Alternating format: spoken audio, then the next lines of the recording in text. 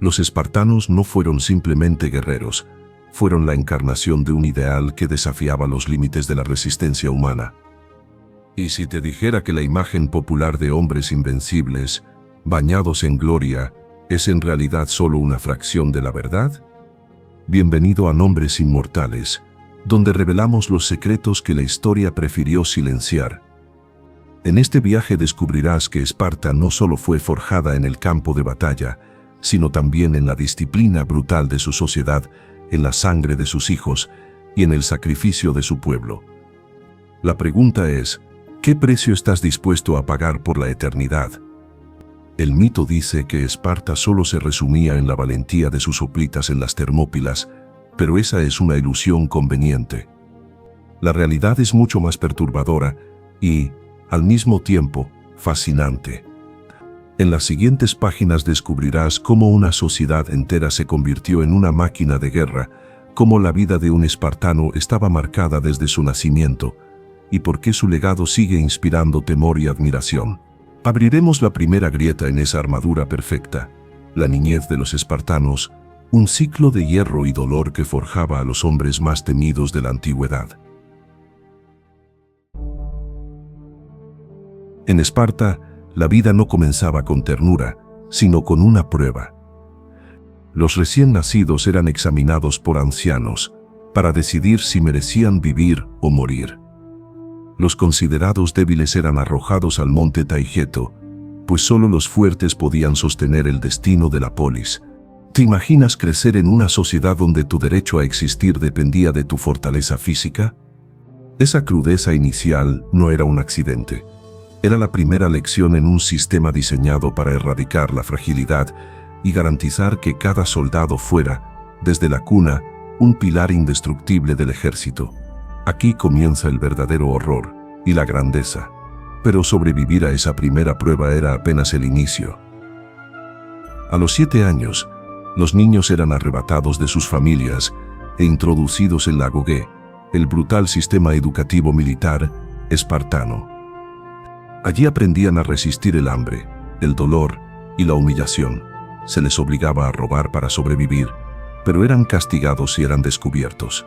Esta paradoja de disciplina y crueldad no buscaba crear niños obedientes, sino depredadores calculadores, capaces de resistir cualquier adversidad.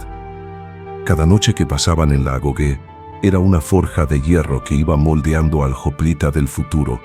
¿Hasta qué punto era educación o tortura? La Agogé no era solo un entrenamiento militar, era un campo de pruebas psicológicas diseñado para quebrar y reconstruir a los jóvenes espartanos. Imagina a un niño de 8 años, durmiendo en el suelo helado, sin más abrigo que un manto áspero, obligado a soportar el hambre y el dolor en silencio.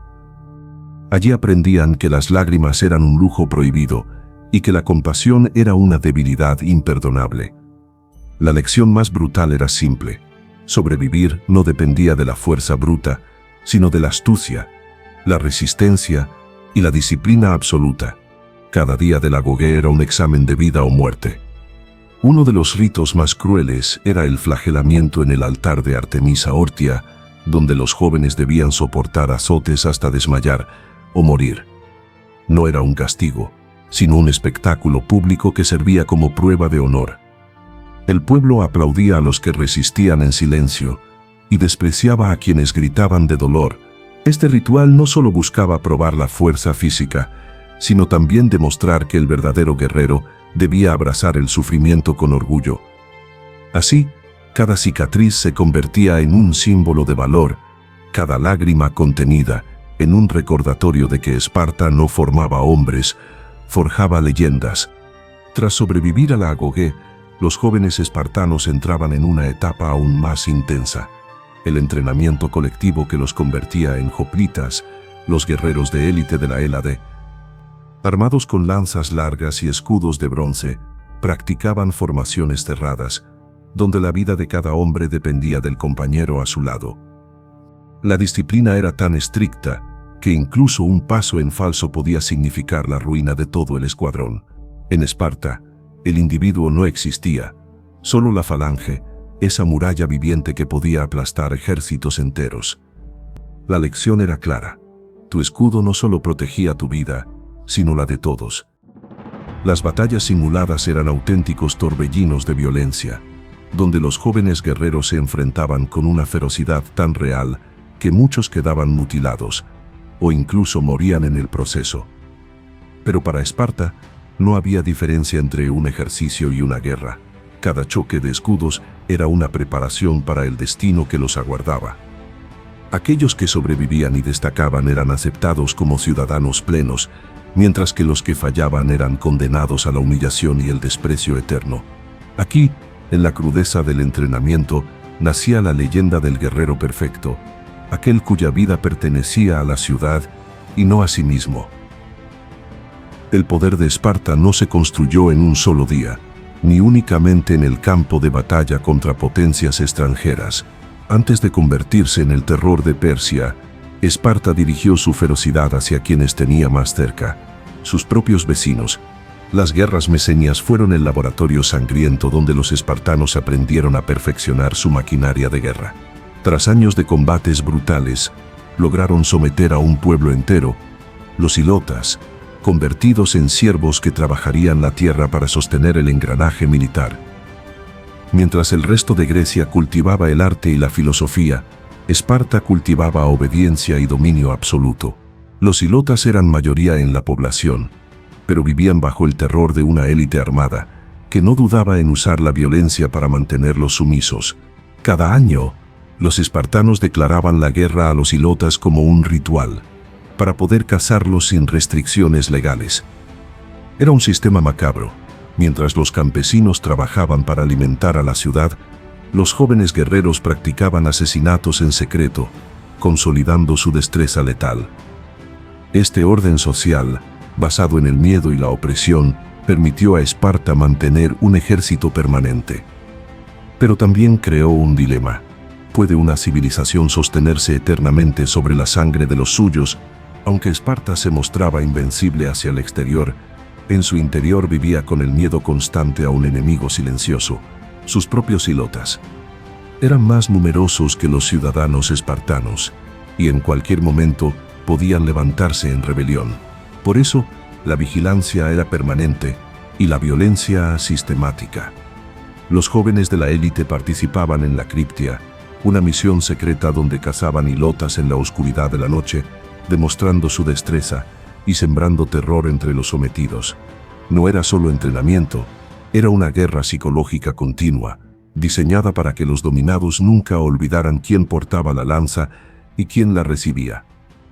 Este frágil equilibrio definía la vida cotidiana de los espartanos.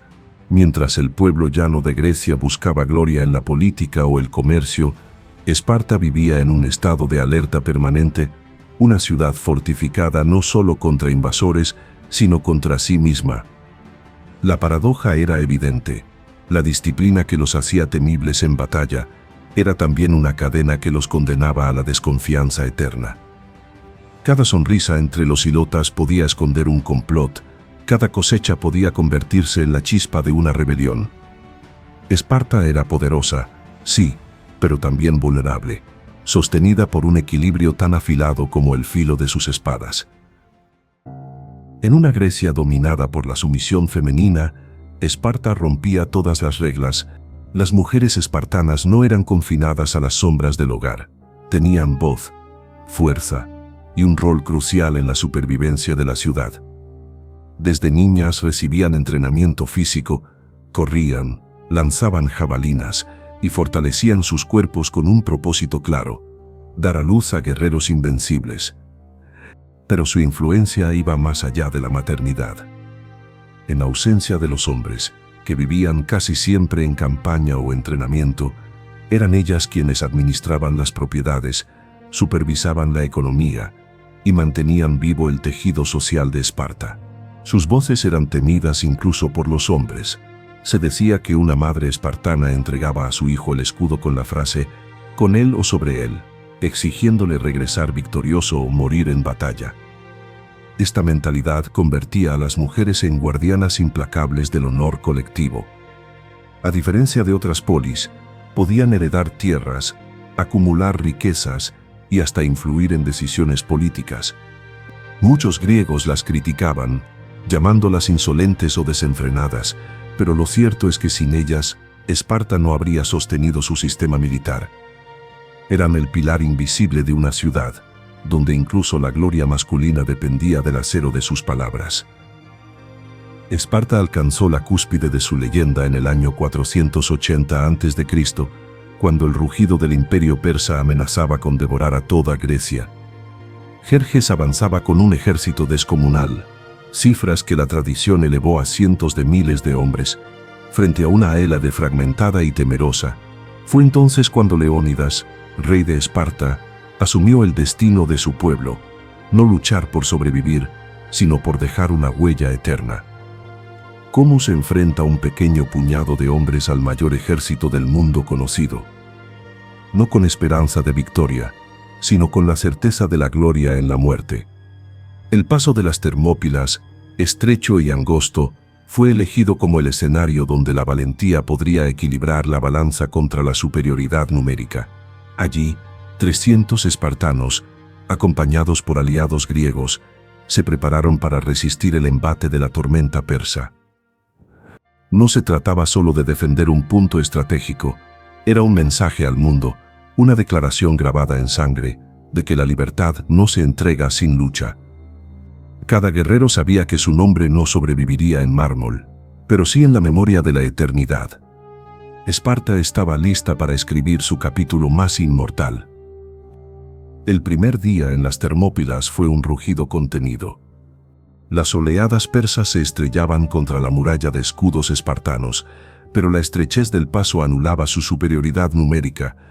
El bronce chocaba contra el hierro, y los cuerpos caían formando montañas de cadáveres que convertían el suelo en un pantano de sangre. Los espartanos, firmes en la falange, no cedían un solo metro, repeliendo incluso a la temida guardia inmortal de Jerjes.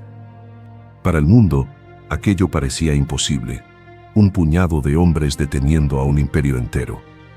Pero para Leónidas y los suyos, era solo el comienzo de la resistencia. El segundo día, la batalla se tornó aún más feroz. Jerjes, humillado por la derrota inicial, lanzó ataques desesperados. Las flechas oscurecían el cielo, pero los hoplitas resistían, protegiéndose bajo sus escudos como una bestia de bronce indestructible. Cada embestida persa era rechazada con precisión letal. Sin embargo, la gloria tenía fecha de caducidad. En secreto, un traidor griego mostró a los persas un sendero oculto que rodeaba el paso. El destino estaba sellado, los espartanos serían rodeados, pero en vez de huir, Leónidas tomó la decisión que marcaría la eternidad, quedarse y luchar hasta el último aliento. El amanecer del tercer día en las Termópilas no trajo esperanza, sino certeza.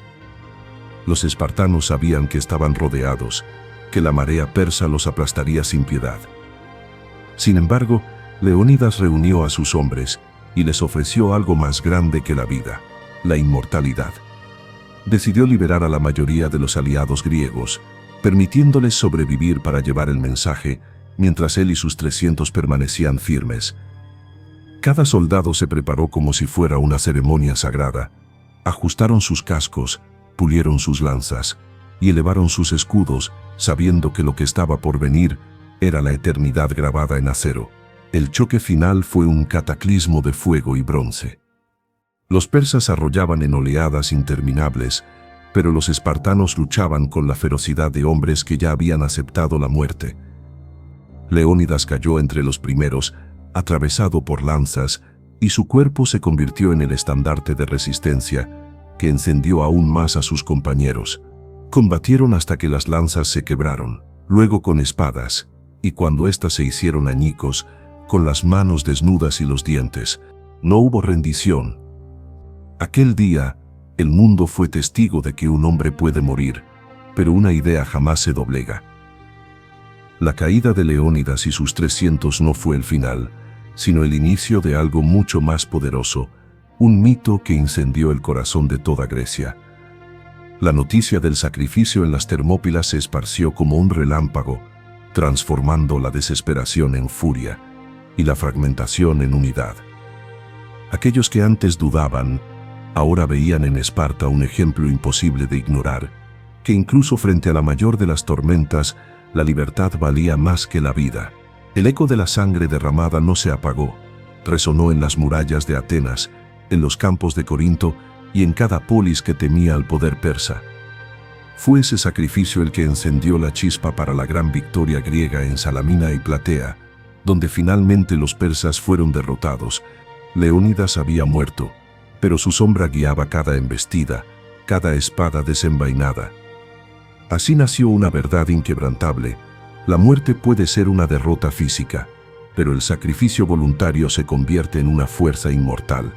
Esparta no solo ganó gloria en los campos de batalla, sino que se convirtió en símbolo eterno de resistencia. Y aquí surge la gran paradoja. Mientras la Grecia entera avanzaba hacia la libertad, Esparta quedaba atrapada en el peso de su propio mito. Tras las Termópilas y las victorias contra Persia, Esparta alcanzó la cúspide de su prestigio. Era vista como la guardiana de la libertad griega, un baluarte invencible de disciplina y coraje. Pero esa misma rigidez que la había hecho fuerte, empezó a convertirse en su condena. Mientras Atenas florecía con arte, filosofía y comercio, Esparta permanecía anclada a su modelo militarista, incapaz de adaptarse a los cambios de un mundo cada vez más dinámico. El miedo constante a los hilotas obligaba a mantener un ejército permanente, drenando energías que podrían haberse destinado a crecer en otros ámbitos. La obsesión por la perfección bélica también redujo su propio futuro. Las bajas en guerra, combinadas con un sistema de ciudadanía extremadamente cerrado, disminuían cada generación el número de verdaderos espartiatas. Menos ciudadanos significaba más dependencia de los hilotas, y más dependencia significaba más miedo. Esparta se convirtió en una paradoja viviente, poderosa en apariencia, pero frágil en su esencia. Los mismos muros de disciplina que la habían convertido en leyenda eran ahora la prisión que la condenaba al declive. La gloria se había cobrado un precio altísimo, y la factura estaba a punto de llegar. El verdadero ocaso de Esparta comenzó no contra los persas, sino contra sus propios hermanos griegos. La rivalidad con Atenas, alimentada por décadas de desconfianza y ambición, estalló en la Guerra del Peloponeso, del año 431 al 404 a.C. Esparta, dueña de la tierra y la falange invencible, se enfrentaba a Atenas, potencia naval y cuna de la democracia. Fue un conflicto prolongado, cruel y devastador, que convirtió a toda Grecia en un tablero ensangrentado. Esparta, fiel a su estilo, impuso resistencia implacable, pero pronto comprendió que la guerra ya no se libraba solo con lanzas y escudos, sino también con recursos, alianzas y astucia política. Tras años de desgaste, Esparta logró lo impensado. Con apoyo persa, destruyó la flota ateniense en Egospótamos y forzó la rendición de la orgullosa Atenas. Por un breve instante, Esparta se convirtió en la dueña indiscutible de Grecia. Pero esa victoria escondía su propia ruina. Su sistema rígido no podía sostener un imperio. No había comerciantes para administrar rutas, ni diplomáticos para tejer alianzas, ni instituciones flexibles para gobernar a otros pueblos. Esparta había ganado la guerra, pero había perdido el futuro. La ciudad que se erigía como inmortal comenzaba a resquebrajarse bajo el peso de su propia gloria. Tras imponerse sobre Atenas, Esparta saboreó por poco tiempo el poder absoluto. Muy pronto, su rigidez y su aislamiento se volvieron insostenibles. Los aliados que alguna vez la apoyaron comenzaron a rebelarse contra su tiranía, y nuevas potencias surgieron para disputarle el control. Tebas, hasta entonces una ciudad secundaria, alzó su lanza, y en la batalla de Leuctra, en el año 371 a.C., quebró por primera vez la impenetrable falange espartana. Allí, los hoplitas, símbolo de disciplina y orgullo, cayeron como nunca antes, y el mito de invencibilidad se rompió en un solo día. Esparta, humillada, nunca volvió a ser la misma. El derrumbe fue imparable. Con cada generación, los ciudadanos espartanos eran menos, incapaces de sostener el peso de un sistema diseñado solo para la guerra. Los ilotas, aunque sometidos, eran cada vez más numerosos y el temor a una rebelión interna consumía las energías de la ciudad. Mientras Macedonia, bajo Filipo y luego Alejandro Magno, expandía su dominio, Esparta quedaba relegada a un papel secundario, casi anecdótico en la historia. El rugido del coloso se apagaba lentamente, dejando solo un eco, la memoria de una sociedad que eligió la gloria sobre la permanencia. Esparta había conquistado la eternidad, pero perdió el mañana. Su legado no está en palacios ni en templos, sino en la idea de que un pequeño grupo de hombres dispuestos a morir por lo que creen puede desafiar a imperios enteros. Siglos después, aún hablamos de ellos como ejemplo de valor, sacrificio y disciplina. Esparta desapareció como potencia, pero su nombre jamás se borró de la memoria humana. Esparta murió, pero nunca se rindió, y aunque su ciudad cayó, su mito sigue vivo en cada relato, en cada mural, en cada susurro que recuerda el eco de las Termópilas. Los espartanos eligieron la gloria sobre la comodidad, la eternidad sobre la supervivencia. Quizás hoy no queden hoplitas marchando en falange, pero su espíritu arde en cada generación que se atreve a resistir contra lo imposible. Ese es el verdadero poder de los nombres inmortales, recordarnos que no todo lo que muere se pierde. Esparta nos enseña que la fuerza no se mide solo en victorias, sino en la capacidad de trascender más allá del tiempo. Esparta desapareció como potencia, pero su nombre jamás se borró de la memoria humana. Siglos después, aún hablamos de ellos como ejemplo de valor, sacrificio y disciplina. Su legado no está en palacios ni en templos, sino en la idea de que un pequeño grupo de hombres dispuestos a morir por lo que creen puede desafiar a imperios enteros. Los espartanos eligieron la gloria sobre la comodidad, la eternidad sobre la supervivencia. Y aunque su ciudad cayó, su mito sigue vivo en cada relato, en cada mural, en cada susurro que recuerda el eco de las Termópilas. Esparta murió, pero nunca se rindió. Ese es el verdadero poder de los nombres inmortales, recordarnos que no todo lo que muere se pierde. Esparta nos enseña que la fuerza no se mide solo en victorias, sino en la capacidad de trascender más allá del tiempo. Quizás hoy no queden hoplitas marchando en falange, pero su espíritu arde en cada generación que se atreve a resistir contra lo imposible. Y ahora la decisión es tuya. ¿Serás espectador de la historia o parte de quienes la mantienen viva? Comparte este relato si el espíritu de Esparta encendió algo en ti, porque aquí no contamos historias, aquí forjamos leyendas que el tiempo no puede borrar. No olvides suscribirte al canal, darle like y deja tu comentario. Esto fue Nombres Inmortales, y la próxima vez volveremos a despertar a gigantes dormidos en la eternidad.